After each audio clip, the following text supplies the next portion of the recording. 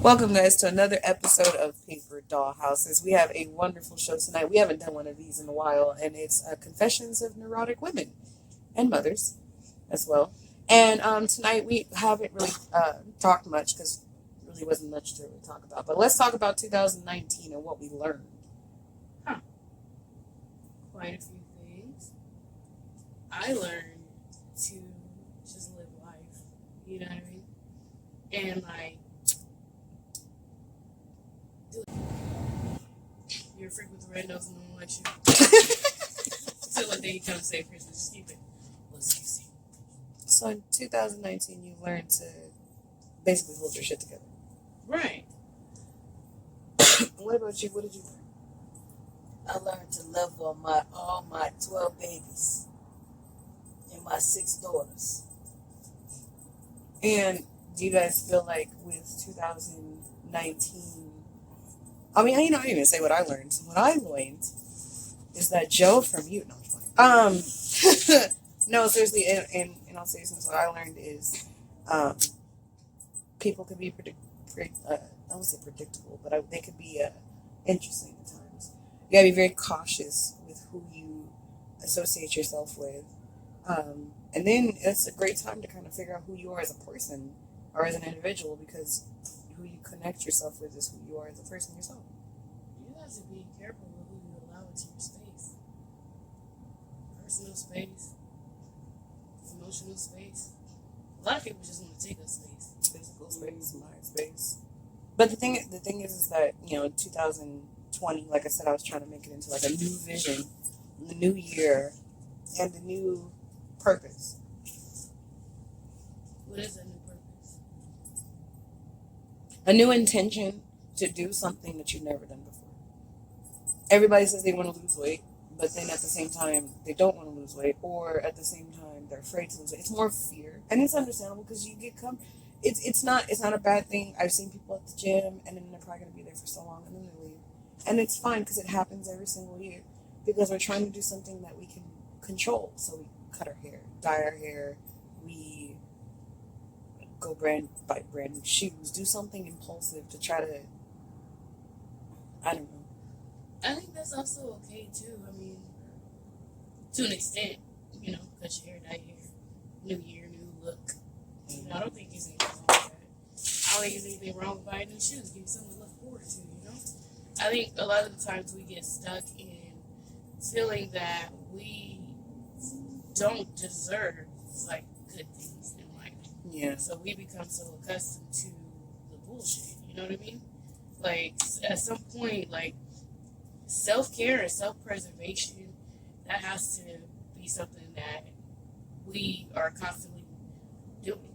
We have to constantly self-care. We have to constantly self-preserve, because how are we going to be for somebody what we can't be for ourselves? How you gonna love yourself when you?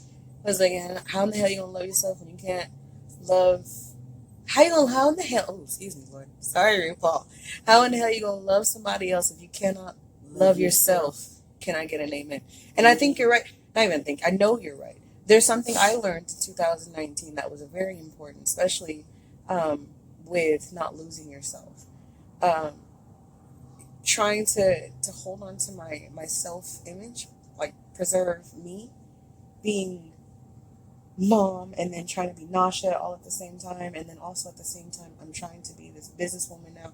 That got out of hand very fast, but not in a bad way. It was a learning experience, and I'm grateful for it. But at the same time, I'm also learning, you know, you can't work with everyone in the field because it gets complicated, and it kind of stifles your growth. And the one thing you cannot do when you're trying to achieve success is stifling your own growth, because the only person that can stop you is you. And I learned that myself. I had way too many opportunities that I allowed to slip.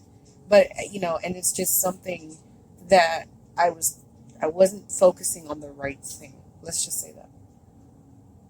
And like when we focus on the wrong thing, what ends up happening? The whole world cave in. The thing is, in life, in any relationship, both working relationships and intimate relationships, you have to always consider and try to use your talents or your gifts like to one like thing, you know, focus into one thing, because if you put your hand in too many things, it ain't gonna get pretty. Yeah, You know what I mean? that's true. It's like trying to stir too many pots at one time, or trying to figure it out. Too many cooks in one kitchen, and you don't want to cook. And then having too much idle time, because we have too much idle time, and idle mind, it just goes to the worst places, you know. And then you gotta stay focused. Like, I think that's the most important thing for like 2020 is like staying focused, you know. Crawl for you up, baby. Crawl for you up. But like, I don't know. I think it's so important to take a step back sometimes and just you know, figure out, you know, pinpoint the passion. Hashtag pinpoint the passion. That's right. Yes. There you go. Yes. Because if you think about it, when you get something started, everything is going to come into you like a shiny nickel. Oh my God, look at the quarter. Oh my God, it was a piece of candy. Oh, that's something shiny. I want to do it. I want to touch it. I want to, and it gets you off focus. And then what ends up happening is you get scatterbrained, and then everything kind of gets laid to the wayside. So when you pinpoint one passion, so for some people it might be weight loss. For some people it might be getting a degree. For some people it might be buying a new house. For some people it could be starting a new career. For some people it could be trying to rise their way to the top in a specific career. For some people it could just be, or it's getting a relationship. Some people could be just, they have their life together, now they're pinpointing their passion on what they want. Once you understand what you want, that is the key for your 2020. That's your new vision, pinpointing your passion. And then don't exhaust the possibility. And if you exhaust the possibility, if you've done every single thing you can, to bring like some kind of goodness like in the situation, whether it be working, whether it be intimate, whether it be anything financially, economically, whatever you're doing, like if it does not bring you to where it is that you need to be, leave it alone. Let it go. Hey, it's like an orgasm. Think about it. It's the real. Okay, look. I know we on YouTube. It's cool.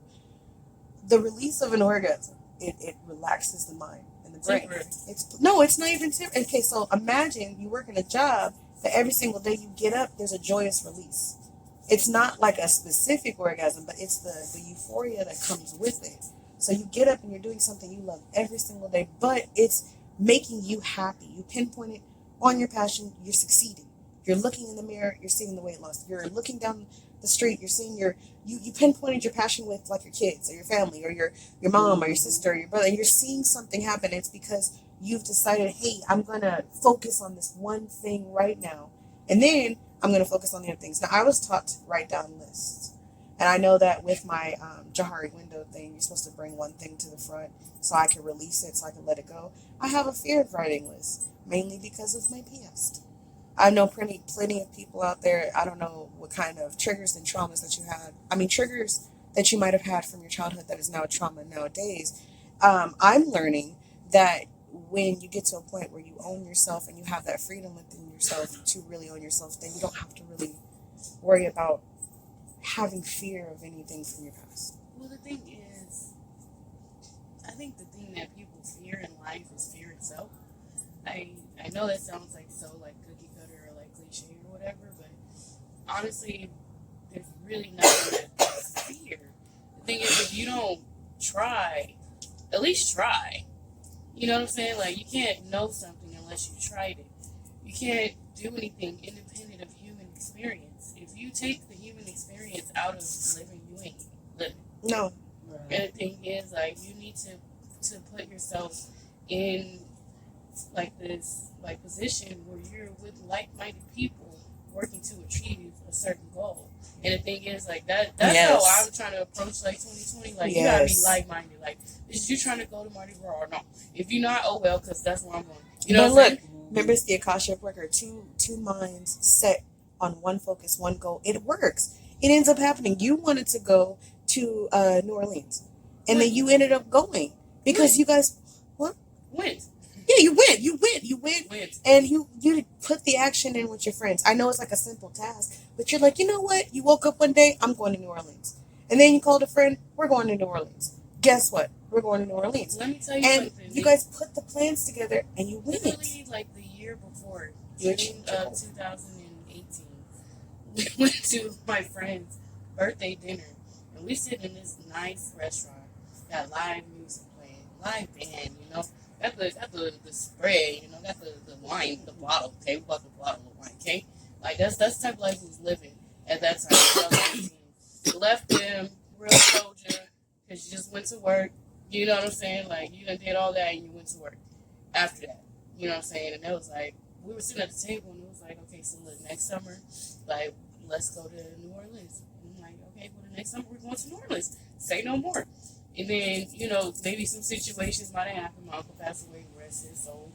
And in that, like he always told me, always do what it is that you want to do. Like, don't sit here and wait around for life to happen. You got to make life happen. May or may not have got stuck in Detroit, Michigan for 2 days after, you know, New Orleans. But it was great. You know what I'm saying? I remember got caught in a hurricane, a cyclone, a tornado, and a twister. But that was all right. Still have fun. We survived. I was so worried. I was like, wait. Okay, so what are your thoughts on this? On kind of like that growth when it comes to The growth is, hey, go out there and achieve what you want. Just go do it. Yeah, always, whatever it is that you want to do in life, you always have to speak it into existence. Because when you do that, and it also, when you write it down, like, that's how real it'll get. You know what I'm saying? Like, after we said we was going to go, we went and planned the trip, planned what we was going to do, and guess what? We did it exactly that. The only thing we didn't get to do was a swamp tour, which I was kind of fine with that, because it said that the crocodiles was going to come, like, up onto the land. And I was like, oh, we good. Let's go. Yeah. Let's go. Honestly, I think for this year, like, I just want to, like, I want to experience life. Like, I don't want to, like, just sit and be stuck in my 9 to 5. Like, I want to still do things. Like, we coming off of a 6-day work binge, okay? Like, I worked 6 days last week. One shift was, like, till 12:30 in the morning. The next one was till 9 p.m. The next one was at 7 in the morning. So, like, I'm a little tired, but, like, I handled things, you know? Like, I came, I got off of work, went cash my check, like, went to the gym, like, went to wash my clothes. Like, I'm trying to do things. Like, I'm not trying to just sit here and have, like, too much idle time on my hands. Because when I do that, that's when depression comes in. Yeah. That's when the triggers come in. Yeah. And the thing is, like, we all have traumas. We all have triggers. We all have experienced things that are toxic. The thing is, I want to take that word out of 2020. I don't want to carry that anymore. Like, I don't want to carry, like, oh, like, hey, my name is Kelly. I was in a domestic violence relationship. Like, this is not what you need to know about me. Like, you need to know that Kelly is a soldier. Yeah. But all else, she come into work, she's number 45 in the company for no reason, okay? Like, because you kept pushing through, even whatever feeling that you were feeling at that time, because you can't get up, you can't give up. Like, you gotta rise from the phoenix. That's not me. That's not me anymore. The thing is, I paid off my debt for my apartment. Next thing I gotta do is just look for an apartment until I'm ready to buy my house. Credit good. Yes. Skin glowing, hair growing. Yes. Might have slipped and fell and bumped my head a couple days ago, but that's all right. I'm still cute. I'm still cute. Yes. Like, I'm still get up every day and go and push towards my goals.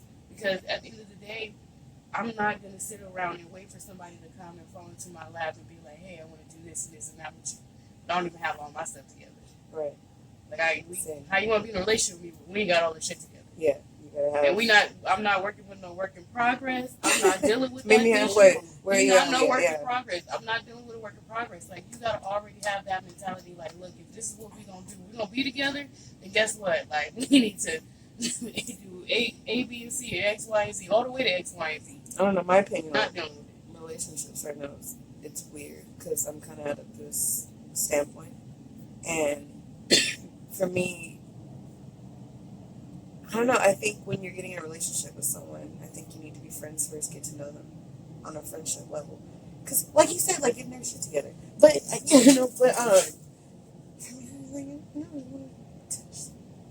it's, everyone has their stops and their feelings of withdrawal. Because I think everyone wants to be in something, and at the same time, it's a loss of control of self. Like, I don't want to. What can you provide? Right. You know what I'm saying? Like, I can provide this. Yes. I'm going to already come to the Thank table. you. Like, we're going to sit at the table, and I'm going to already come with the plates, the napkins, the spoons, the forks, Maybe the food that's on the table. What are you bringing to this table? Mm. Because if you just got dick, then I'm gonna treat you just like you just got dick. Like you're not gonna call me, Mm-hmm. and you're not gonna try to ask me where I'm at and what I'm doing and what time I'm gonna get to where I'm getting to. Yeah, I'm just checking on you. Don't just check on me. Don't just check on me. I'm gonna check on you. But see, the thing is that, do you think that men don't like to hear that? Men don't like to hear, oh, you just dick to me. Because, see, the thing about it is that when you see these shows and stuff, they call us thoughts, hoes, bitches. And then here's the funny Well, what thing. can you bring to the table, baby? Like you could get mad and throw a little temper tantrum if you want to. You want to go tit for tat? We can go tit for tat. What do you have to bring to me? Like if you don't have, like if you're not like okay. So what I'm talking about, like what do you have to bring to me? I'm talking about like mental stability. I'm talking about like have you dealt with the things in your past? Are you still haunted by those things in your past? Like, what do you have to bring to me? Because if you're bringing your ex baby mama drama, y'all ain't even dealing with each other, but you still hate her. I don't want to hear that shit. Do you have the dick or not? I'm sorry. And then the thing is, like, you can call me a hoe, you can call me a thought, tater thought. I don't give a fuck. So, what do you think? What do you think about insecure men versus insecure women? Go. Women and men deal with insecurity very differently. Okay, wait, go. Because we haven't heard from Men need to, before they become a man, they need to grow up and get out of being a boy. Right. For number one, and treat a woman like they're supposed to treat a woman, like a lady. Yeah. Plus the queen. And since they all act like bitches, that's what they call. You know what? You're not wrong on that one. You're really not wrong, okay? My thing is, too, like, you can have 1,000 men tell you that you're beautiful, or that you're fine, or you're sexy, or you arouse some kind of something in them to make them want to speak to you, hey, little lady. You know, whether it be a gentleman or some fucking man on the street.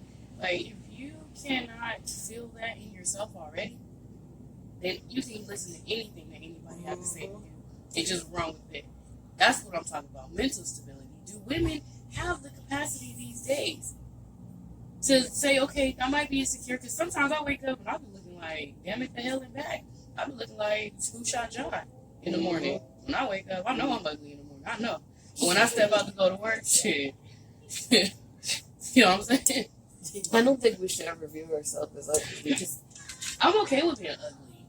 I think I embrace the ugly. I personally think this over the years, way before all this little fashion shit came out, all the Kardashians and their fake asses, and women like in the villages and stuff, they didn't have makeup. I'm gonna go put some rouge on because I'm sorry, anyone that wears makeup, this is not a cut to you or anything. This is just my adaptation of a woman before.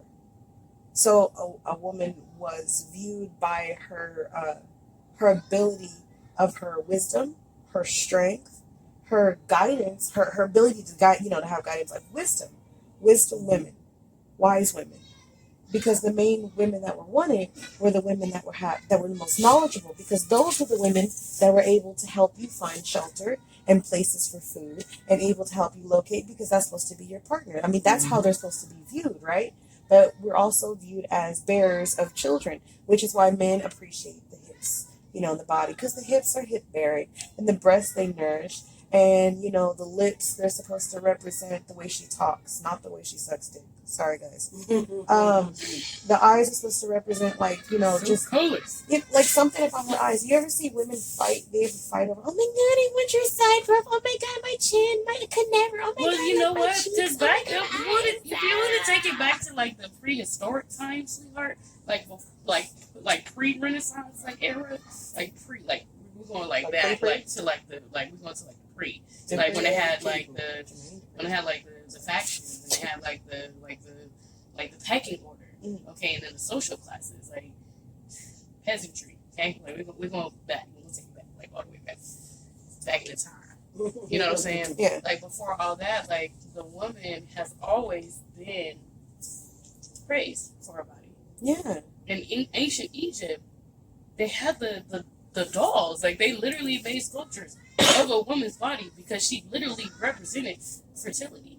Mm-hmm. She literally represented reproduction. Yes. She literally represented life. Yes. She was a literal portal between like immorality and like morality. Like she was the portal, okay? So then you take it to Prince Eric and like Prince John and whatnot, like her collarbone, her décolleté. Yes. That was seen as prominent. Her chin structure. Yes. The way that her eye, her lip, Yes. her boobs were pushed but up it's the way her bodice was set up because of and her they waist literally, and the waist. And like then literally the they took it from yes. and the thing is they took it from a black woman, okay? What? Like if you want to get no. Let me finish. I'll let you finish. You can say something. I'll let you finish. Let me finish. So the black woman, like literally ancient Kemet, okay? Like that was Egypt, okay? Mm-hmm. Like, and we can take it back to them. Like when the Greeks came to Egypt, they took everything. They took everything, and they took their religion, they took their goddesses, their gods, their myths, everything. They took it all, and then they made it their own. That's why you have Greek mythology. Ergo, the alphabet it's all based off of Egypt, baby. But like literally, like the thing is, like they modeled their women to look like the black women. They modeled the women, the fucking little skirts that they used to wear, the little shit under the skirt, like the skeleton. You know what I'm saying? It was like the thing, right? And like they put the dress over it, like they did that. The hoop skirts. There you go. Yeah. You know what I meant. Little shit. That was like the shit. The beard shit. Yeah. Yeah, the shit. Okay, like we literally been the shit since the dawn of time, since the beginning, since man first breathed life on this earth. We've been that. So the thing is, like, you have to understand, like, this is not new. Like, none of this. Nothing is new under the sun. The Egyptians, they wore makeup every single day. The thing is, women who wear makeup, okay, goddamn it, if you want to wear makeup, you want to look like a whole different, you want to look like Kim Kardashian. Well, no, I'm not saying there's anything wrong with women. I never said that you did. No, so like with Egyptians, it was to enhance the eyes, the cheekbones, the lips, the rouge was to, the something about the woman's face. So I'm saying let's bring it back. Because men were looking at God. Let's bring it back all the way back today. Men were looking at God. But let's look it back today to our men and our women. What has changed? Now, women, they're more sturdier, even in feminine mode. I've seen a lot of sturdy, strong women because they've been through some shit. Okay.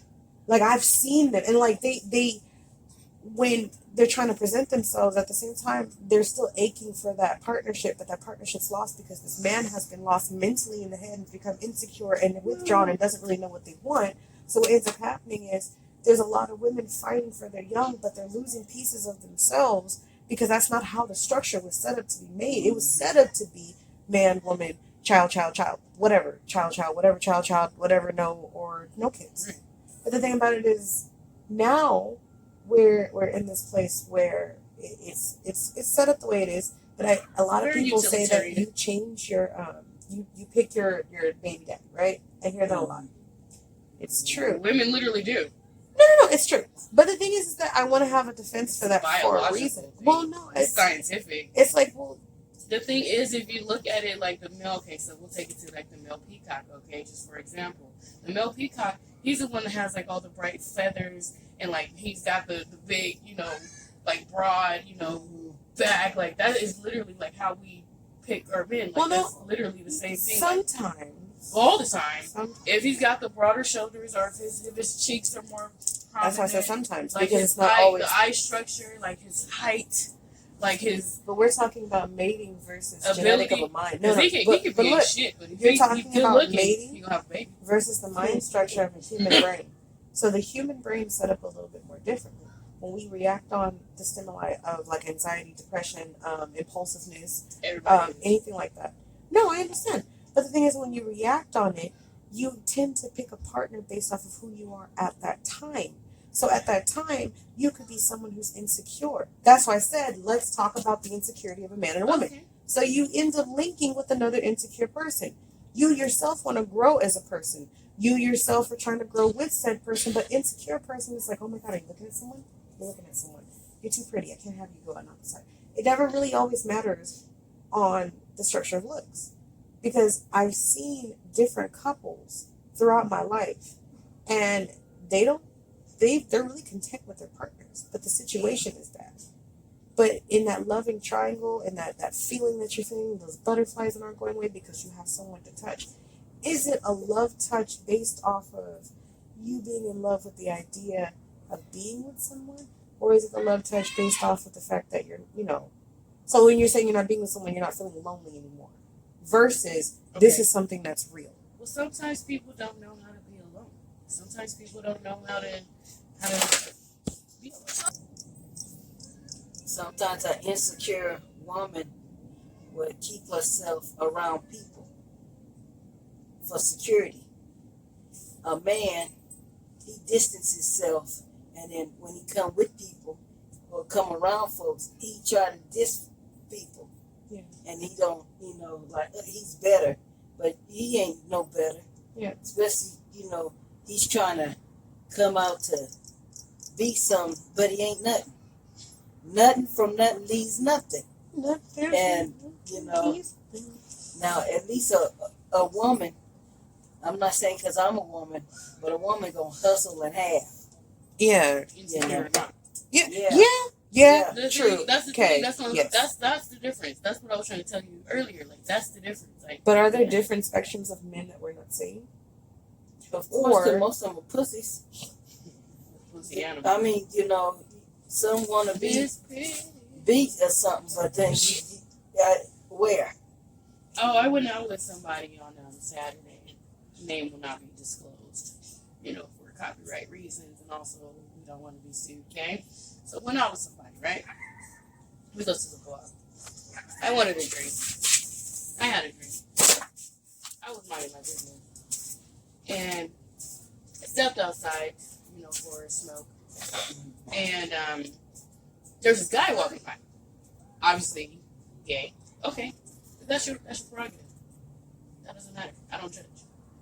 And he said something, and I was like, you were in theater, weren't you? Because he was very animated. And I was like, you're in theater, huh? And he was like, I wasn't in theater, I was in choir. And I was like, oh. I was like, well, I was in orchestra, So a musician knows a musician, And this is like years, okay? Like, this person, we'd have done some ensembles like years and years ago. Like, I graduated high school 10 years ago. So, like, we're walking, and he comes around like, why are you talking to that person? But he come up with his hoodie on, like real like stealth mode, And the dude, like, he sees him and immediately just reacts and like just walks away, have a good night. And I'm like, do you have to be that insecure? Yeah. You were talking to another man, and you were really friendly talking to him. I was like, that was somebody that I knew from like high school. I was in the orchestra. I was a musician like back in the day, so like I knew who he was, and I just remembered him like seeing him somewhere, at one of the things that we performed at. Probably most of the things that we performed at. So it's like, well, long story short, he wasn't feeling shit, because all he seen was me, and I'm talking to another man. Yeah. He's in the car rolling a blunt, and I'm like, you go ahead and sit there, and you roll your blunt, like enjoy like doing that, like. I didn't come out of the bar like asking for shit, okay? Like, I came out, had my little smoke, and had my little Jack and Cola. I'm just sitting there, just having a conversation with somebody, and you did not like that, so you felt the need to get out of the car and slam my door and walk up my door to my car. Let's just get on that, okay? Like, we just do for a second. Like, you slam my door to my car to come and walk up and be like, well, who was that you was talking to? Are you kidding? Are you kidding? Because you don't even know him. And he's totally, like, not batting for his team, if you know what I mean. Well, you was talking to another man. So? Okay, so this is what I'm going to ask you a question. Do you ever feel like in those moments, this ain't worth my fucking time? This is not worth my worth? No. Yeah, all the time. At that point, do you get up and leave, or do you stay and... At that point, you're getting dismissed. And I do it in the most professional, most respectful way possible, because I know how to be a professional person both inside and outside of work. So it's mostly like, okay, so what you're doing right now, is really unattractive to me. And honestly, I don't appreciate the fact that you're not secure enough in yourself at this moment to allow me to even have like a conversation, or not even allow me, because I don't need your permission to have a conversation with anybody to begin with. But this is not attractive, so therefore, like, have a good night. Oh, well, you just gotta leave. You don't want to hang out with me anymore. Have a good night. And even if I wanted to, have a good night, because like you just showed like your most insecure self for no fucking reason. The reason why I say are there multiple levels of fantasy that sugar mama, you had some stories about some men, and I was like, wait, they do that there, and where? And can you like tell me about like the men in your life, like? Well, when I was young, it was my big character, my big love for people, and I basically only dealt with people that had things. You know, I went to white schools. I went to better. I was into different type of things. Yeah. Even though I lived in the ghetto. Yeah. All my life. Yeah. My father and mother made sure we went to better schools. Yeah. We got the education. So with that, I grew up the same way, and I knew what to look for, because that's how I was taught, to look for somebody that have something. Yeah. You know. And but with that having, it didn't mean nothing to me because it wasn't mine. Come on, because it's theirs. Yeah, go ahead. Okay. So yeah, one year I helped my uncle drive back to Louisiana. I was on trip down with these diamonds and all this jewelry.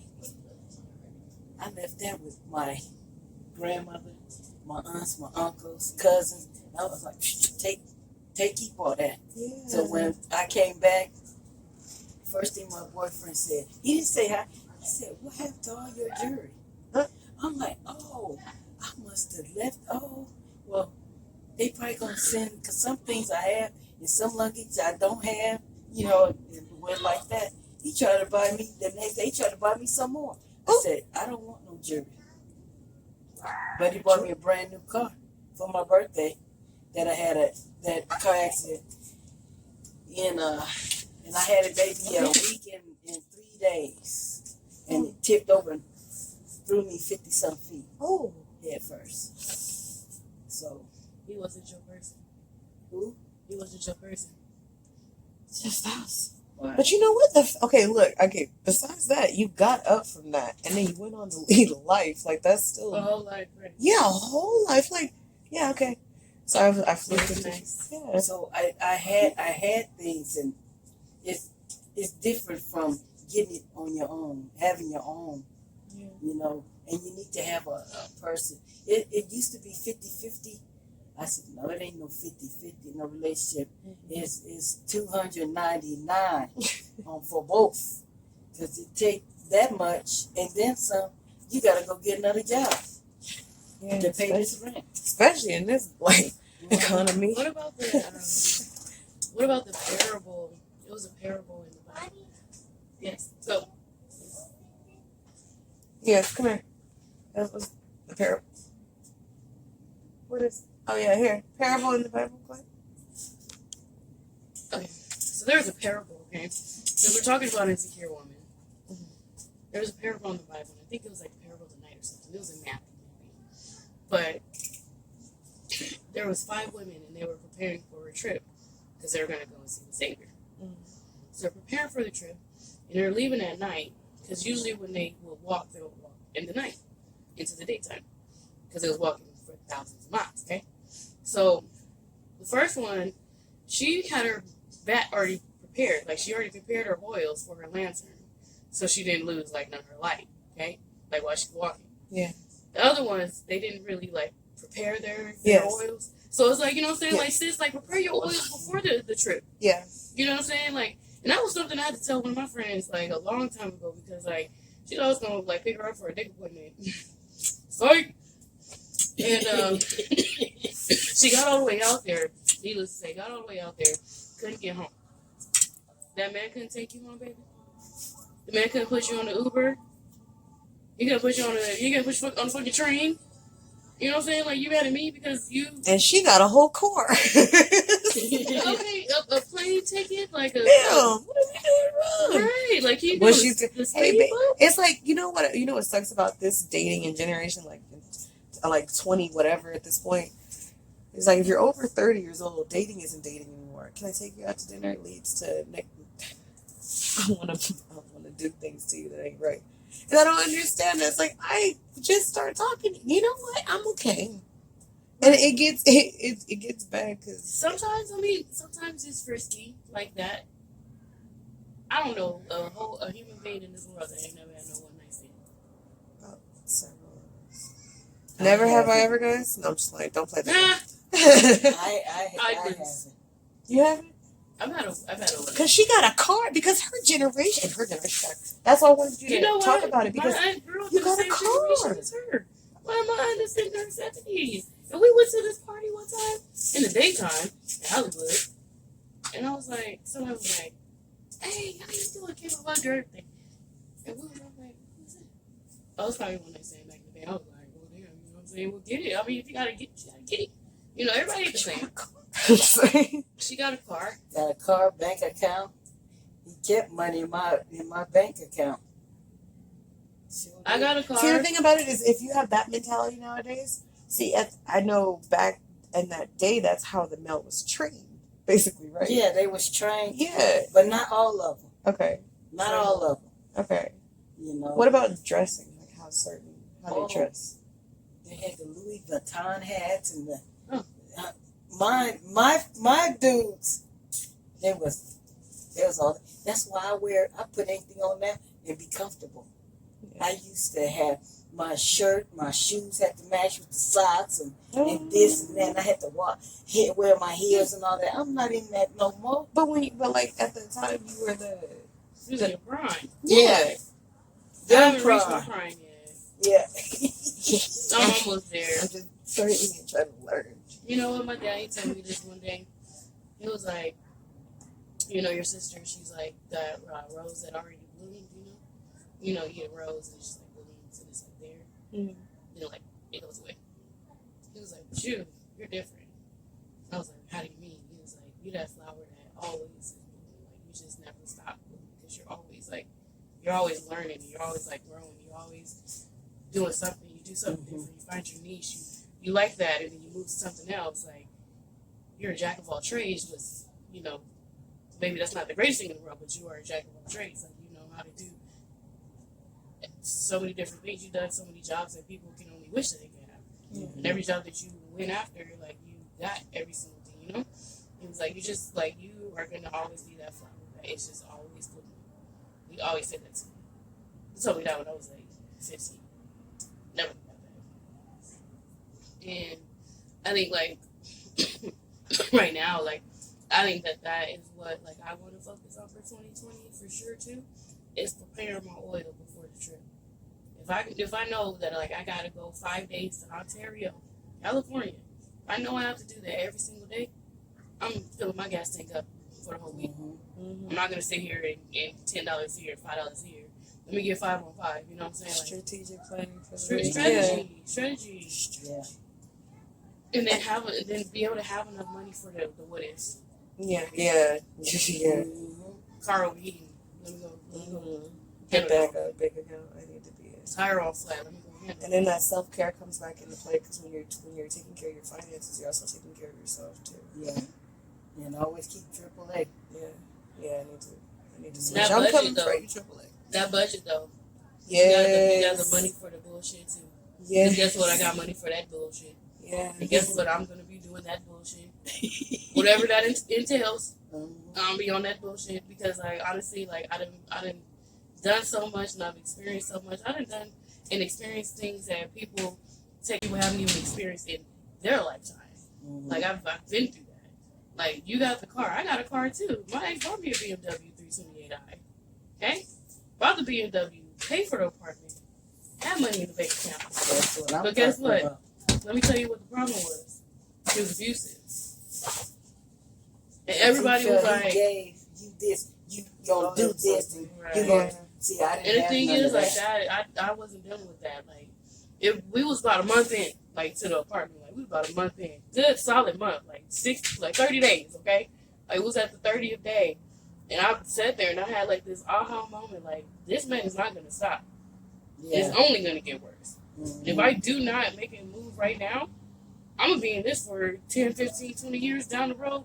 4 kids, black eyes every single other week. I'm not dealing with that. Because I know what my worth is. Right. I had a career. Okay? Right. Like, I had a career. Like, I was a counselor. Like, I had a career. Like, I was doing things too. I had a family too that cared about me. And if it wasn't for my dad, I would still be in this situation. Because he thought that I had nobody that loved me. He thought I was one of the people that needed somebody. That needed something from somebody. I don't need anybody. Right. And that's the thing too. Like, that's what we have to get into the mindset in this generation. You don't need nobody. Because you need to already be there for yourself. Yeah. If you cannot, you are not going to make it in this world. That's right. You're not. That's right. You're not. Hey, opportunities knocking. Look. That was perfect timing. And that's the thing. Like, I had to come to like a point. You know, like, I made it a year. Like, in my company right now, I made it a year. And that's like, to me, that's like something, because like literally every single job before that, I didn't make it a year from the last 3 years. So I'm not dealing with that no more. We're gonna be like about my second year, I'm about to be somebody's supervisor. Fuck me. Yeah. Year 3, I'm a manager because I have that mentality.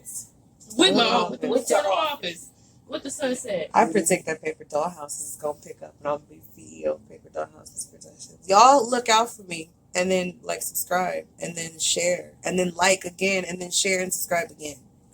The thing is too, like, And we gonna help some set people your out. intentions. The thing is, set your intentions for the year.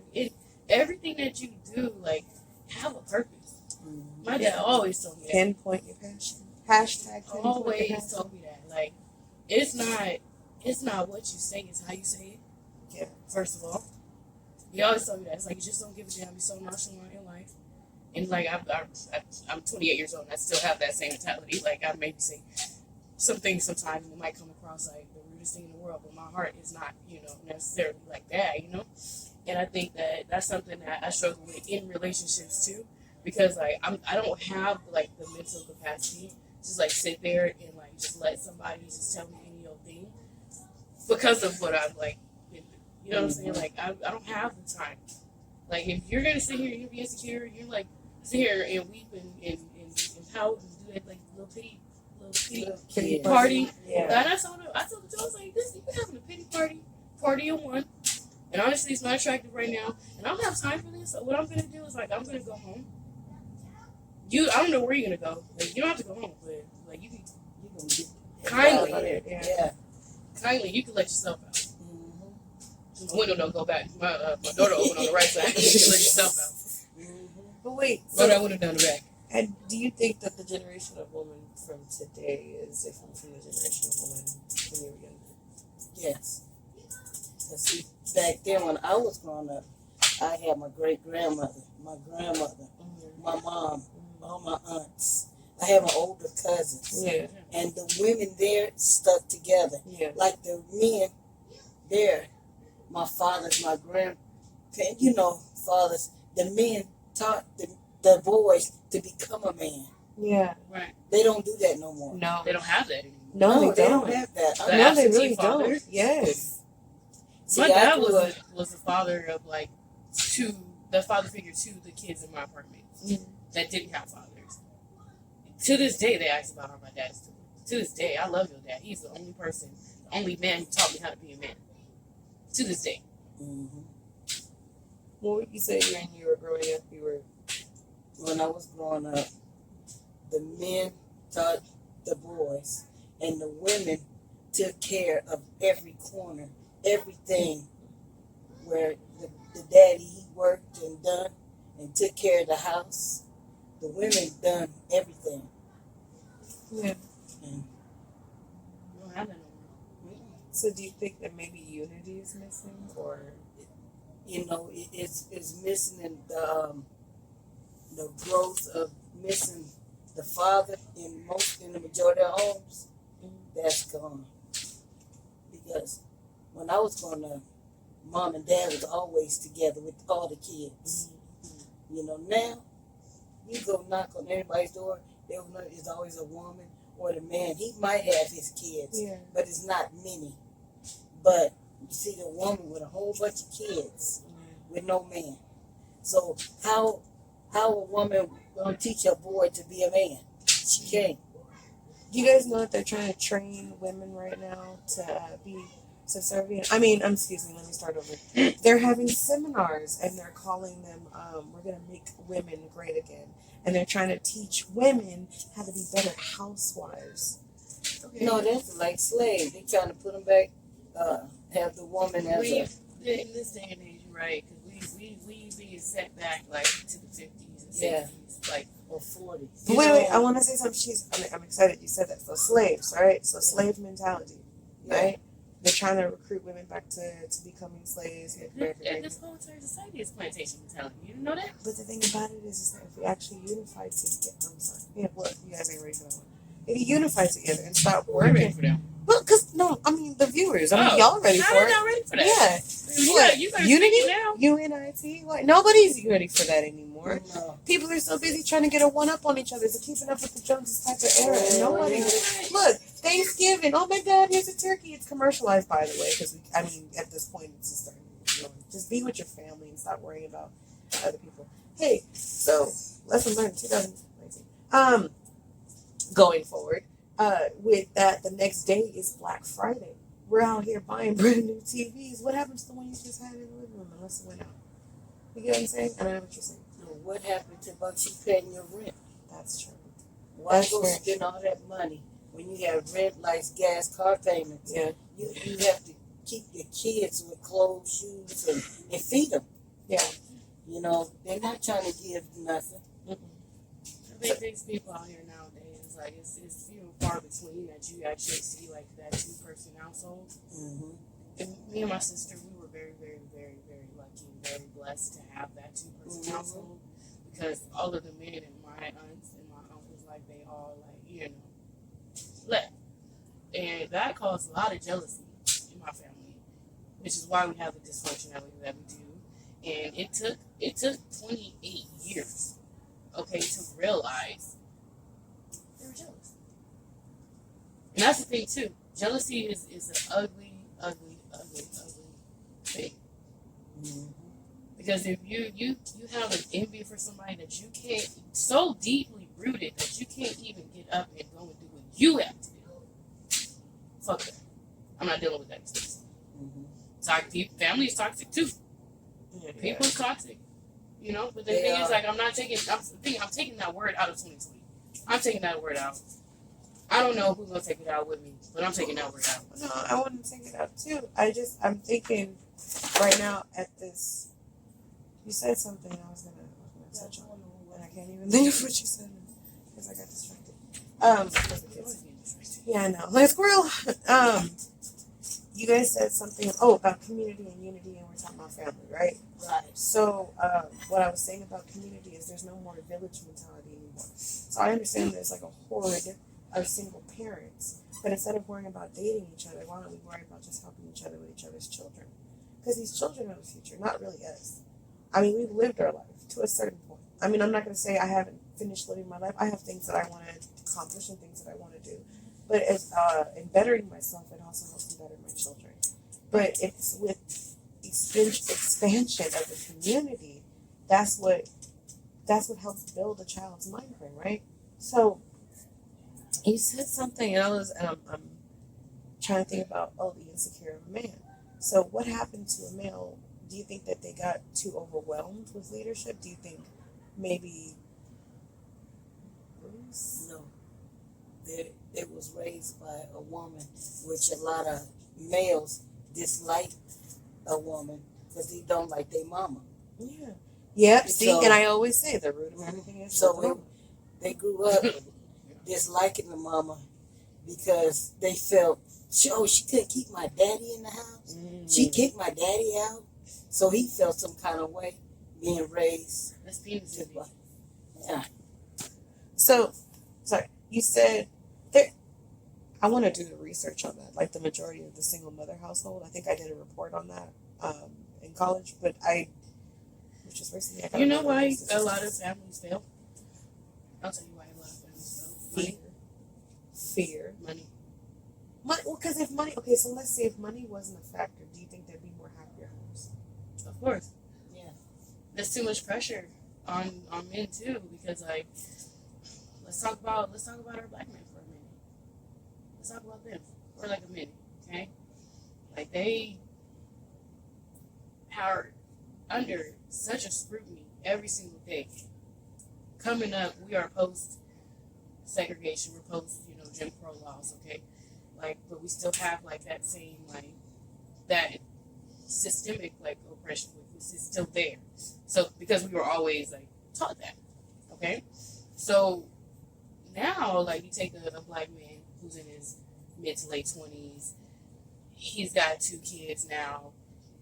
He didn't even know how to be a man because his dad wasn't in his life. So now he's got 2 kids, and it's too much for him because he just wants to have a job, but he can't get a job because he's a black man, because they're gonna look at him like, oh, are you even financially stable? What is your work experience? Yeah. You done already been to juvenile hall. You done already been to jail. Yeah. We're not gonna hire you. You can't even vote. You don't have the right to vote. Yeah. So the thing is,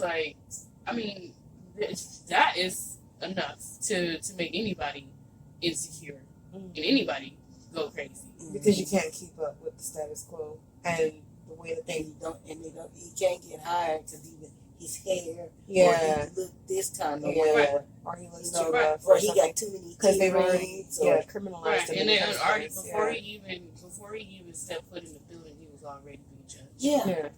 And the tattoos. And it's funny because his name could be Chris, and then he has and he has an impeccable resume, but then the white guy comes in with no resume. But we're gonna hire him. That's exactly what happened. I've heard. That's exactly what happened to me. I went to a job interview with my friend. She is Caucasian. Okay, she does not have the credentials or the expertise or the knowledge that I have, plus the schooling, plus the saying the physical credentials. Went to school for it. Yeah.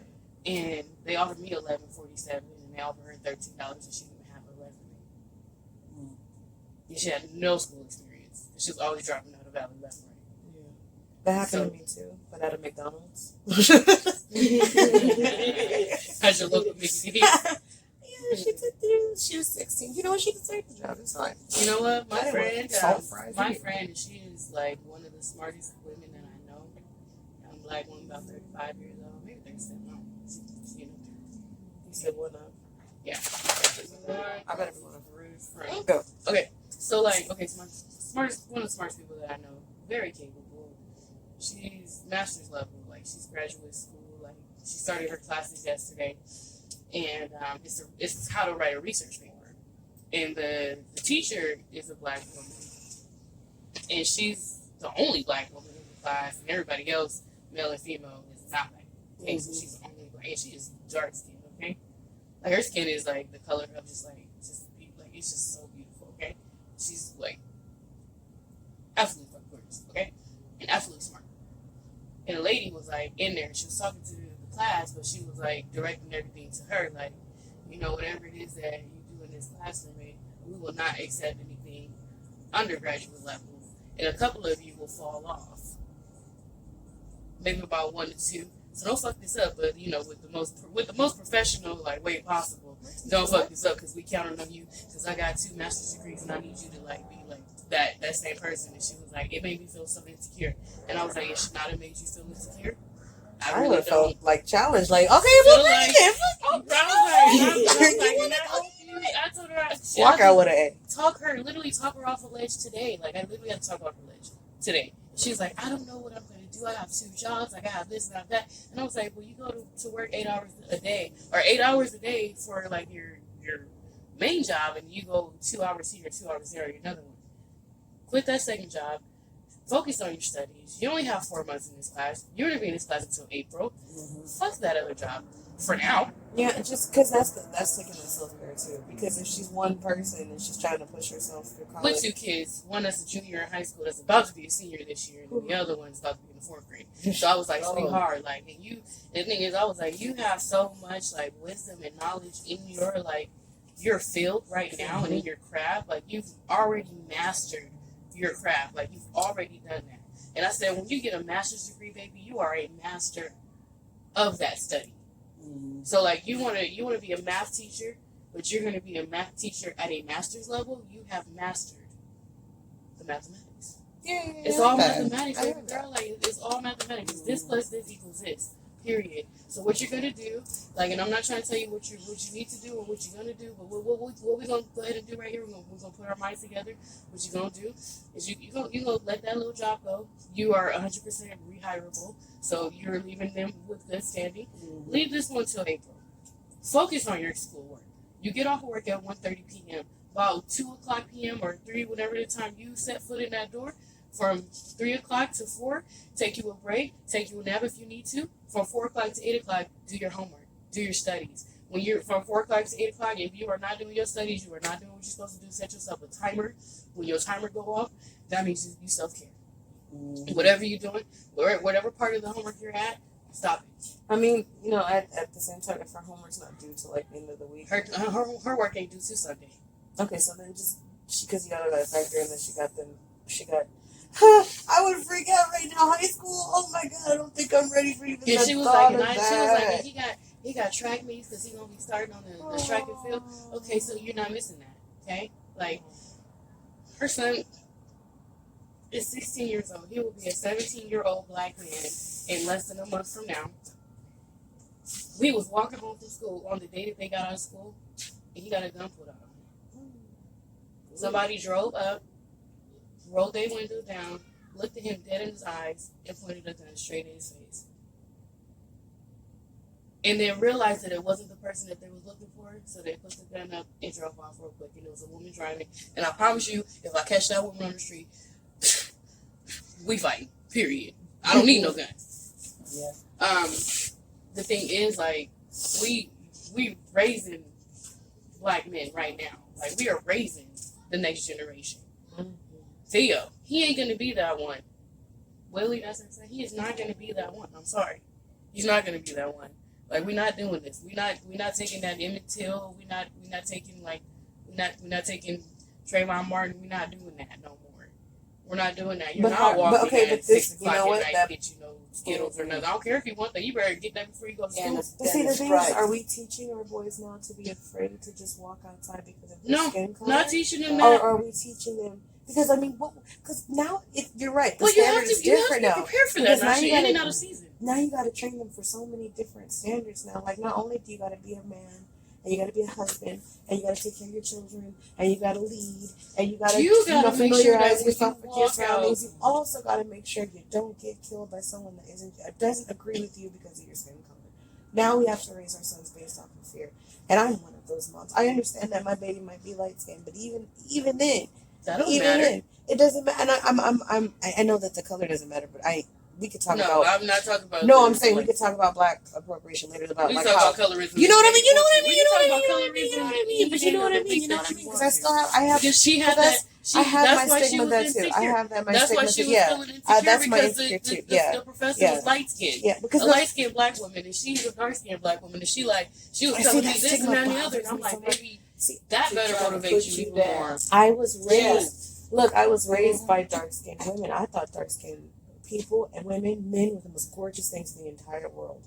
I didn't ever really question my skin color. I knew I was mixed. But then as I grew older, I realized that there's hatred for me because of my skin color. Because you're lighter, so you're more closer to a whiter complexion. So you're more acceptable. And I'm like, no. I think you guys are freaking gorgeous. What are you even talking about? But then I would get beaten all that just for my skin color in my own house. Because I didn't look like them, and they wanted to look like me. So you're talking about the jealousy thing. It was a weird thing that went on in my household. It was crazy. It was crazy. It was a crazy life. You survived it. I did survive it. You know what? I'm really actually happy I walked away from that. You got street little ones, just like they all your Mhm. That's probably why too. But the thing is that life was scary. It was being dragged downstairs and like leg cut on the door and being dragged and head hit on the concrete floor and being I was told when I was little they were gonna put speed in my soda can because they wanted me to lose weight. And so instead of allowing me to go outside and play with friends, I wasn't allowed to go outside. Actually, I got stuck in the house. And then what they would do is they would make me do like vigorous exercises was not feeding me. And so the doctor was trying to tell him, you're messed up because your metabolism is da-da-da. What I'm getting at is that people out there, it's not just me though. I have all these horror stories from my child life. Like I could tell you the worst things in the entire world, but I can also tell you about a friend that I met who actually went through the exact same thing, or another friend that I met who went through the exact same thing. And then you have to, like, as an adult, as a parent now, the biggest fear that I have is, oh God, hell no, like I don't want to be that parent. But at the same time, how do you dictate the balance between being a strict parent and also being a parent that doesn't, affect your children from? Well, the way that you do that is you heal. Oh yeah, no, I'm perfectly healing. I'm saying that when I bring these stories up, it's not like, oh God, I bring these stories up because there's people out there that relate to the same situation. If you keep hiding certain parts of you from people, you never really. Being vulnerable for me isn't a scary thing. I think it's not a scary thing for me. It's a really opening experience because at least I can say, hey, I went through this, I survived it. Like how you said, my car flipped, and so here I am today, and we had like some awesome mashed potatoes and dinosaur chicken nuggets. Like, it was amazing, and it's a good thing to say that we survived something. Y'all go back in the room. the thing is too though about that, like. But you said, have you asked yourself lately, like, what have you accomplished in 2019? And we're kind of going to go into the final remarks about everything. Sugar Mama, what are you leaving behind in 2019? What I'm going to leave behind, I want to leave all my grandbabies some money. Yes. And some wisdom that I learned from my great grandmothers and all the old people. I want to leave something to the kids. Yeah. And that's it. And you, Miss Kelly? Me? What do I want to leave behind? Well, what I left behind in 2019 was the lack of like action, behind the things that like I do or say, I think that I had a lot of wisdom, but also pride. So I think that that's something that I want to leave in 2019. Also, I'm leaving the whole thing with the ex. Like I'm leaving that behind. The toxicity, the trauma, the anger, the rage. I'm leaving that behind, and I'm going into 2020 with. Just if I want to be the business, I gotta take care of it. Period. That's right. What does Nashanae want to leave behind in 2019? Yeah, what you like to leave? Oh, me. Myself, my old self. The person that I think that's the person I was trying to avoid becoming. That younger girl version of me that didn't want to grow up. So I'm gonna leave her behind. Because she makes pretty stupid decisions. I also want to leave behind anything that doesn't really serve me or my purpose or my kids or anything like that because I can't deal with stress. I'm leaving that behind too. I don't know how I'm gonna make it through 2020 without stress, but I'm gonna make it. Sometimes stress is healthy. You need healthy stress. Yeah, healthy stress. I got this paper that's due in 5 minutes. Or some. Yeah, that's not healthy. That's more toxic to yourself. Healthy stress, like I need to achieve this goal. Yeah. And go. Yeah, like going to the gym and doing something new. I don't. Yep.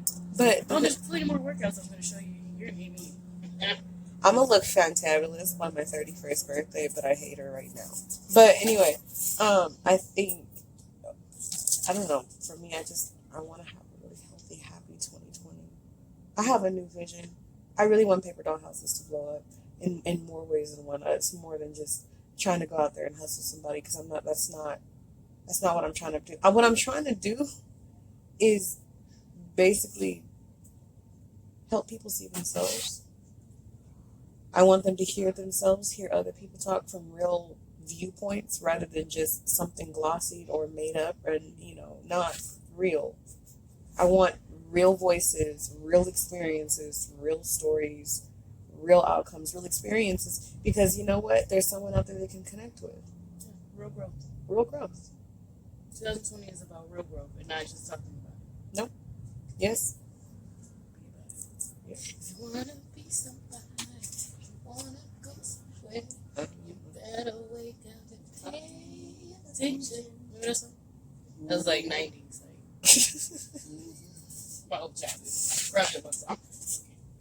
Okay, we're going to end that with now. You guys have a great night, Paper Doll Houses fans, and we love you. Make sure to like, share, and subscribe for episode 4, and keep tuned to see if you could be a part of Paper Doll Houses and share your story today.